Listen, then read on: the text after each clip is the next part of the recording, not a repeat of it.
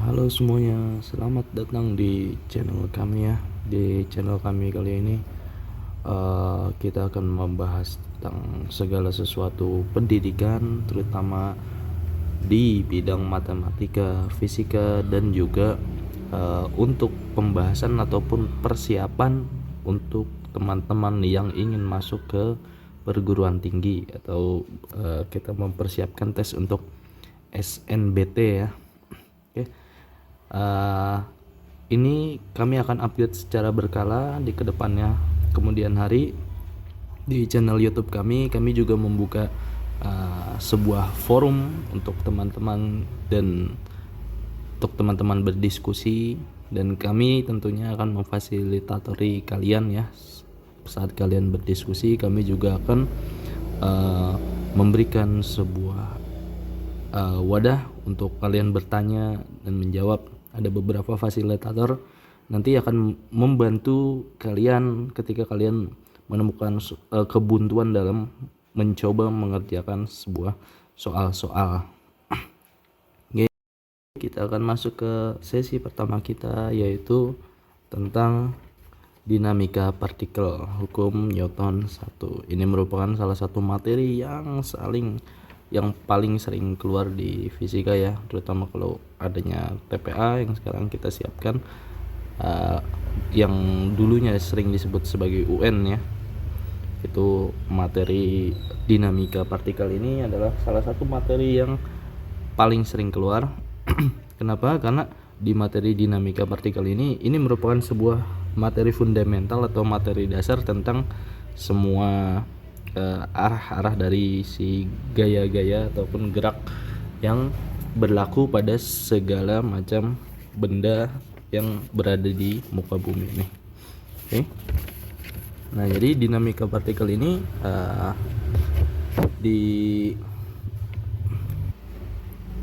didalami oleh Isaac Newton ya, dimana Newton pada akhirnya mempunyai konklusi 3 hal terkait dinamika partikel ini yang biasa kita kenal dengan hukum Newton, yaitu ada hukum 1, ada hukum 2, dan hukum 3. Pada kesempatan kali ini kita akan mempelajari tentang dasar dari si dinamika partikel atau dasar dari gerak bendanya itu, yaitu hukum 1 Newton. Oke, kita masuk ke hukum 1 Newton. Oke.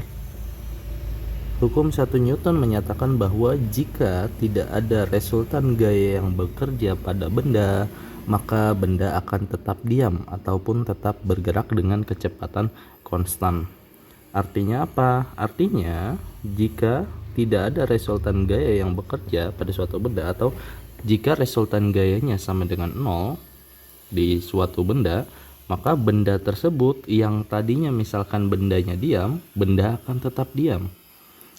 Kemudian ketika benda tersebut pada awalnya bergerak atau pada mulanya bergerak, dia tidak mendapatkan sebuah resultan gaya atau total resultan gaya yang dialami oleh benda itu sama dengan 0, maka benda tersebut akan tetap bergerak selamanya, kecuali ada gaya yang bekerja pada benda sehingga benda mengalami perlambatan, yang mana pada akhirnya jika benda memiliki kecepatan mengalami perlambatan, lambat laun benda tersebut akan berhenti.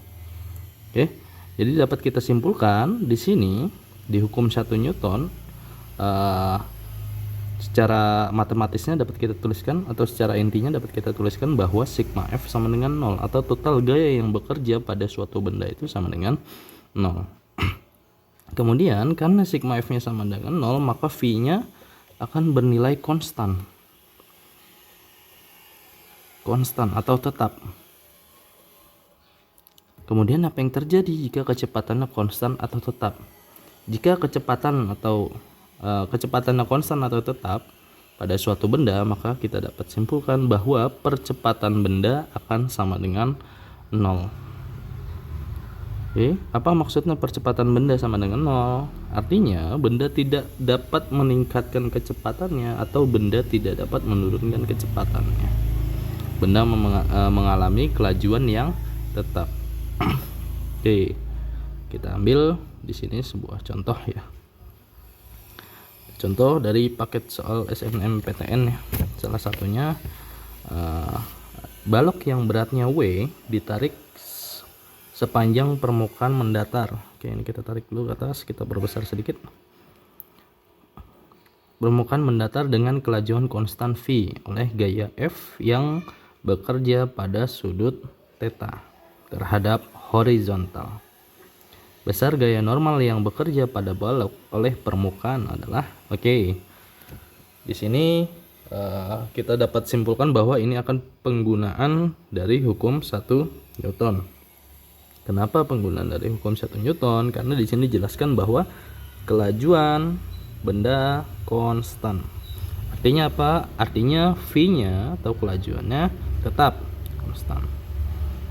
Oke. Ketika V-nya konstan, maka percepatannya akan bernilai 0. Oke, ketika percepatannya bernilai 0, maka kita bisa anggap bahwa sigma F-nya atau total gaya yang bekerja akan juga sama dengan 0. Baik, selanjutnya kita lihat kosakata yang selanjutnya adalah bekerja pada sudut theta terhadap horizontal. Oke, horizontal itu mendatar ya. Kalau vertikal itu naik dan turun. Baik, nah di sini sudah digambarkan ada tetanya terhadap horizontal. Nah, yang ditanya adalah besar gaya normal yang bekerja pada balok.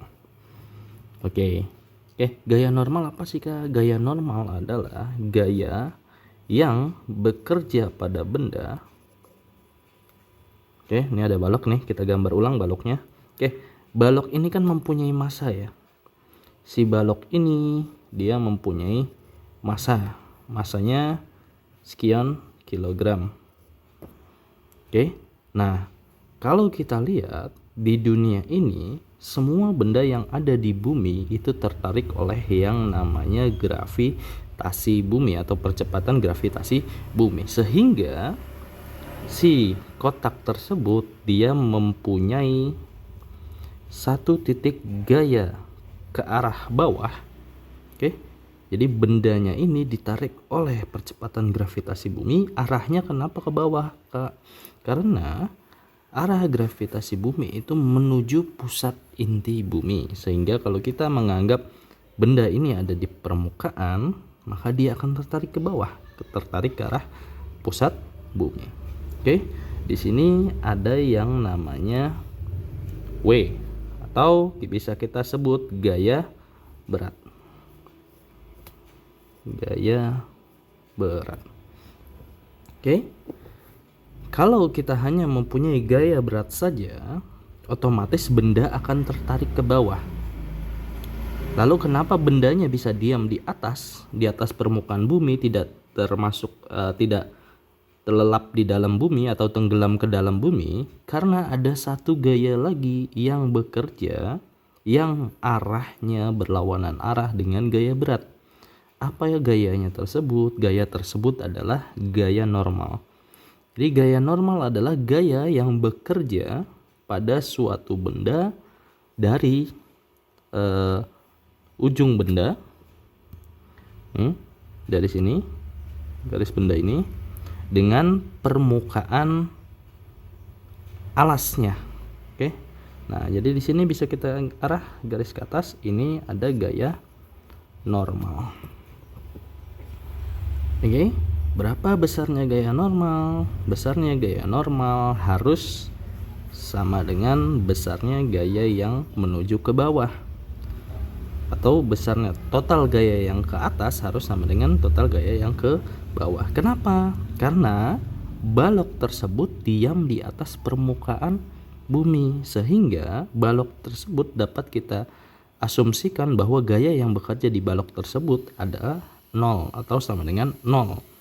Sesuai dengan pernyataan hukum 1 Newton yang menyatakan bahwa jika tidak ada gaya yang bekerja pada benda, maka benda yang diam akan tetap diam. Oke, bendanya kan di sini diam ya, selamanya diam. Maka dapat kita simpulkan bahwa di sini W ke arah bawah, N ke arah atas. Lalu jangan lupa dari gambar di sini kita bisa ambil satu gaya lagi yang bekerja di sini. Di sini ada F. Oke, yang mana di sini ada tetanya ya. Oke, yang mana F ini bekerja pada dua arah. Dia bekerja pada arah horizontal dan juga bekerja pada arah vertikal. Oke, ketika kita gambar F-nya arah ke sini, oke, F akan bekerja searah sumbu X atau dia akan bekerja searah horizontal. Sedangkan kalau kita simulasikan arah gayanya ke atas ini, maka F akan bekerja secara vertikal atau F bekerja secara arah Y-nya. Oke. Lalu bagaimana dengan penentuan besarnya kah? Apakah kita penggunanya FY atau kita penggunanya FX? Oke. Pada saat kita menghitung secara keseluruhan di arah vertikal, maka kita akan menggunakan FY, yang mana si FY ini bergerak ke arah vertikal. Sedangkan ketika kita menggunakan gaya, kita menghitung total gaya secara keseluruhan pada arah horizontal, maka kita akan menggunakan Fx karena Fx ini sendiri bekerja secara horizontal. Oke. Nah, di sini theta, maka di sini juga akan ada theta. Akan jadi cermin terbalik ya. Oke. Maka dapat kita kesimpulkan di sini untuk mencari gaya normal. Oke. Karena dia diam, kita masukkan sigma F sama dengan 0. Oke, kita lihat sekarang gaya normal arahnya ke atas, maka kita tulis gaya normal. Kalau saya biasanya saya tulis untuk ke arah atas itu sebagai positif dan arah bawah sebagai negatif. Gaya arah kanan sebagai positif, gaya arah kiri sebagai negatif. Oke, maka kita tulis di sini gaya normal ke arah atas. Gaya normal bersifat bernilai positif. Kemudian ada lagi nggak yang ke arah atas? Oh, ternyata ada. Di sini berarti kita tambah. Ada apa yang ke arah atas? Yang ke arah atas ada F, Y. Oke. Kemudian ada lagi nggak yang ke arah atas? Oh, tidak ada ternyata. Ada satu gaya lagi yang bekerja tapi arahnya berlawanan, yaitu ke arah bawah. Maka di sini kita kurang dengan si W atau gaya berat. Kenapa kita kurang dengan gaya berat? Karena gaya berat arahnya berlawanan arah. Oke, jadi dinamika partikel ini dia masih menganut sistem vektor atau di sini gaya ini merupakan besaran yang mempunyai arah. Jadi setiap besaran yang mempunyai arah akan menganut sistem dari si vektor. Oke, ini kita tulis dia akan sama dengan 0. Oke, maka kalau kita mencari gaya normalnya, selain gaya normal akan kita pindah ke sebelah kanan. Bagaimana cara pindahnya? Cara pindahnya ketika dia bernilai positif, pindah akan menjadi nilai negatif. Dan ketika dia bernilai negatif, pindah posisi akan bernilai positif. Maka di sini W-nya akan bernilai positif atau gaya beratnya akan bernilai positif. Oke, kemudian F-nya atau gaya yang ke atasnya akan bernilai negatif. Oke. Oke, apakah ada jawabannya? Oh, ternyata belum ada, Kak. Oke, berarti di sini FY-nya kita bedah karena diminta di soal itu FY-nya yang kita bedah. Oke, kalau kita lihat di sini, ini adalah posisi sudut di sini. Ketika posisi sudutnya di sini dan si yang dekat dengan sudut adalah si Fx, maka yang kita kalikan dengan cos adalah si Fx. Jadi kapan kita menggunakan cos, kapan kita menggunakan sin? Jika sudutnya ini mendekati garisnya, karena di sini sudutnya nempel dengan garis x, maka fx yang akan menjadi f cos theta. F cos theta. Karena si y-nya jauh dari sudut, kalau kita lihat, maka y-nya akan menjadi f sin theta. Maka di sini akan menjadi w dikurang f dikali sin theta. Ini adalah hasilnya atau besarnya gaya normal yang terjadi pada benda. W dikurang f sin theta. Ya, ada jawabannya yang C. Oke. Kemudian kita lihat atau kita tinjau satu soal lagi di sini. Sebuah benda diam ditarik oleh 3 gaya seperti pada gambar di bawah ini. Ada F1, F2, dan F3. F1 ke kanan 10 Newton. Saya perbesar sedikit lagi biar lebih jelas ya. Oke, F1 sebesar 10 Newton, F2 sebesar 15 Newton, dan F3 sebesar 25 Newton. Oke, F1 dan F2 ke sebelah kanan, ke arah kanan. F3-nya ke sebelah kiri dengan total gaya masing-masing. Oke, kalau kita gambar di sini, sigma F-nya atau total gaya yang bekerja adalah, kalau kanan biasanya saya tulis positif, maka 10 ditambah 15, yang satu ke kiri kita tulis negatif, kurang 25. Dan ternyata hasilnya sigma F adalah 0. Oke, jadi total gaya yang bekerja pada balok tersebut adalah 0. Nah, di sini dijelaskan bahwa sebuah benda diam ditarik oleh 3 gaya seperti pada gambar. Oke, setelah ditarik oleh 3 gaya, ternyata kita tahu bahwa sigma F-nya atau total gaya yang bekerja pada balok tersebut adalah 0. Maka dapat kita ambil kesimpulan benda akan tetap diam. Oke, sesuai dengan pernyataan hukum 1 Newton. Lalu kemudian kita lihat di sini, berdasarkan gambar di atas diketahui 1, percepatan benda 0. Ya, seperti yang kita bahas sebelumnya di atas mengenai hukum 1 Newton, di mana jika sigma F sama dengan 0, maka V akan bernilai konstan atau tetap. Yang mana berarti nilai dari percepatannya akan sama dengan 0. Oke, yang kedua, pernyataan 1 berarti betul ya. Pernyataan 1 betul. Pernyataan nomor 2. Benda bergerak lurus beraturan. Oke, ketika bendanya tidak mempunyai percepatan, tidak mempunyai kecepatan, apakah benda akan bergerak? Tidak. Oke. Di sini benda awalnya diam, kemudian tidak ada gaya yang bergerak, tidak ada gaya yang bekerja di sini. Maka sudah jelas bahwa benda tetap diam. Pernyataan nomor 2 salah. Oke. Sebenarnya kalau sudah tahu jawaban 1 betul, jawaban 2 salah, kita nggak perlu capek-capek ngecek jawaban nomor 3 dan 4 ya. Karena berdasarkan jawaban, karena tidak ada pilihan satu saja, sudah otomatis jawaban yang benar adalah 1 dan 3. Oke, kita lihat di sini pernyataan 3, benda dalam keadaan diam. Betul, benda dalam keadaan diam. Oke, jadi jawabannya sudah jelas 1 dan 3. Oke, kita lihat pernyataan 4 sambil bahas sedikit. Benda akan bergerak jika berat benda lebih kecil dari gaya tariknya. Oke, di sini tidak berpengaruh ya. Karena sigma F-nya atau gaya total gaya yang bekerja adalah 0, maka sudah jelas bahwa benda tersebut akan diam. Oke, sampai sini dulu untuk pertemuan kita atau pembahasan video soal kita kali ini dengan materi pembahasan hukum 1 Newton. Mungkin di video selanjutnya kita akan membahas tentang hukum kedua Newton dengan contoh soalnya, yang mana hukum 2 itu adalah yang biasanya dibilang anak-anak itu paling ribet. Kenapa? Karena di situ ada beberapa gaya yang bekerja. Oke, sekian dari saya.